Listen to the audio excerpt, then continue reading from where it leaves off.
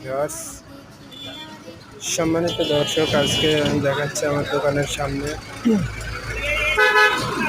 আমার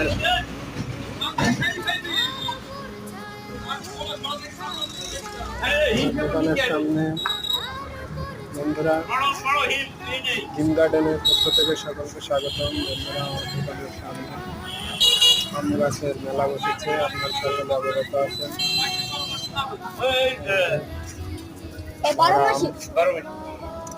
কাঁচা আম সহ আছে বন্ধুরা, দেখতে পাচ্ছেন। এখন সুন্দর একটা টিপস, এখন যদি বর্ষার সময় যদি আম গাছ লাগাই আমরা সকলেই আম গাছ ভালো হবে, একদম সস্তা এতে বিক্রি হচ্ছে।